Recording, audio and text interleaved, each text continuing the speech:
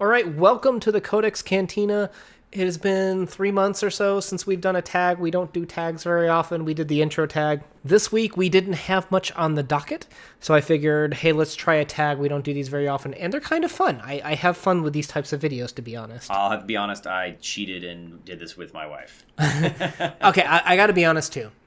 I just picked the evens because I was just going to go first. And I was like, okay, you do the odds. Odds are way more difficult than the evens. I totally screwed you in this deal.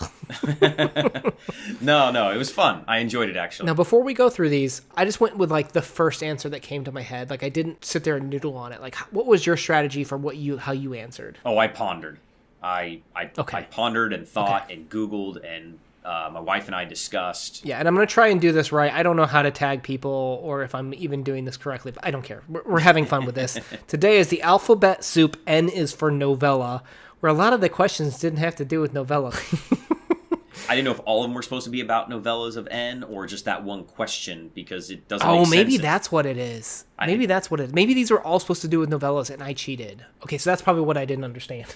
Well, I didn't know if each independent one was different or they're all supposed to relate back to a novella. Because we've never done this before. I didn't think about that. I was confused. Yeah. Well, we're doing this, as usual. We're going to do things completely different on this channel, probably, than anyone else does. We always do it broken. Yeah, that's okay.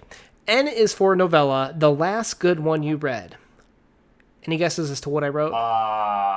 You read The Sound of Thunder. That's a short story. That's not a novella. Oh, damn it. Well, I got it wrong then. I put The Death of Ivan Ilyich. Oh, yeah. Okay. That was life-changing right there, man. That was a good one. Oh, yeah. I got to tell you, I will save it for the separate video, but I've got a funny story for you on that. We'll save that. Stay tuned for another Tolstoy piece. It's coming up.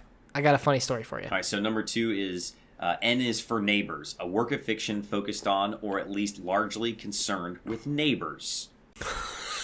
What? I don't even know how to answer that. You're never going to get mine. You'd never guess mine. I have no idea. I couldn't even name mine. What's yours? The Hatfields and the McCoys. Oh, that's brilliant. You did ponder. Look at you. All right, number 3.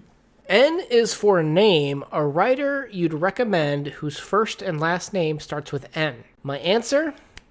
Nabokov. And I know I'm pronouncing that the American way. I'm sorry. I'm American. I pronounce names wrong. All right, number 4, N is for nuptials. I got a good one here. Super famous story about marriage. Marriage. Marriage is what brings us together today. Oh, is Princess Bride? Yeah! Okay. Yeah. All right, number 5, N is for not aging well. A book you like less when you read it. I'm assuming that it's supposed to say like when you less read it the second time or something. Yeah. I put Isaac Asimov's Foundation. Really? Why is that? Real quick, one sentence. Misogynistic. Oh, one word. Wow. Okay. And on that happy note, we're moving on to number 6. N is for N, a book title with lots of N's in it. And this one, I don't know. It's called The Navigator of New York, and it sounded like a very interesting love story in New York that was like maybe a little bit sci-fi. Did you read it? No. I looked it up. I feel like you're cheating. I did. You're cheating. Well, I couldn't think of a book with a whole bunch of N's in the title. Narnia? I don't know.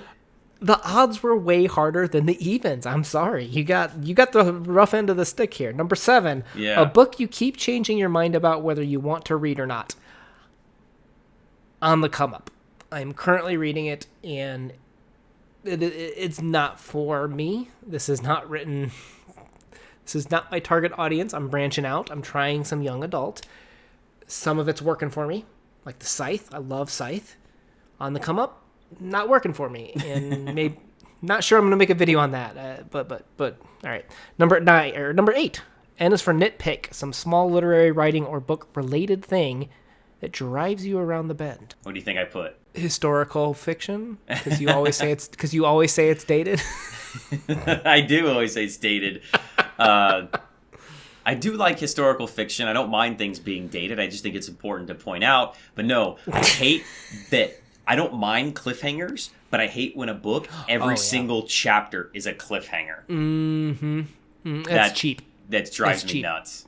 Yeah. All right, so number It's 9. Oh, go ahead. It's unfair to a reader because sometimes people can't always binge. I've got a kid. I've got a wife. I don't want to stop in the middle of a chapter when the chapter break ought to be. I don't like that either.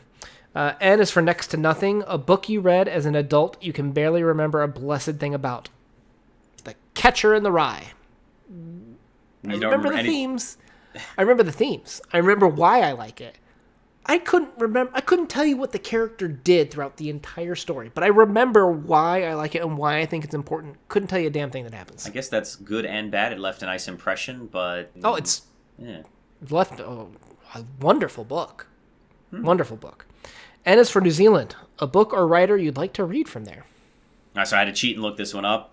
There's one called The Bone People, and it won like the Pulitzer or something like that. It's a prize-winning book, and it sounds pretty cool. Sounds pretty neat. N is for Nodding Off, a mind-numbingly boring book. The one and only Ahsoka. Is that like our second lowest-rated book ever? I think it's our lowest, isn't it? Well, what's lower than Ahsoka? The one I always say wrong, Bagamagi Tori. Oh no, you rated that higher anyways. I did. You want to hate that publicly. You inside liked it more than you want to admit. Maybe the first part. Yes. Okay. You did. Would I give Ahsoka a 2? You want to hate it publicly because you don't want people to see that video and think you like that sort of thing. N is for next, the next book you're going to read. The Wastelands by Stephen King. N is for now, it's your turn. Tag a bevy of YouTubers, and I'm probably doing this wrong. Probably supposed to use social media, which I don't. I created a social media page for us. I don't use them. Please don't be mad if I haven't responded. I haven't logged in to look to see if anyone's messaged us. You terrible person. I'm bad. I am. And I'm probably supposed to tag them using that, but I don't know how. But there's the Mayberry Book Club. If he does see those videos, I tag you thusly. I didn't look to see if they've already done these tags too. Horrible YouTuber I am.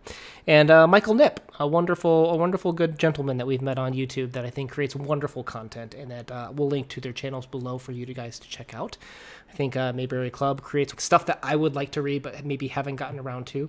And Michael Nip is like the ultimate, like he summarizes a book impeccably. Like we should hire him to write our intros, and then we'll just do the breakdown parts that you and I do.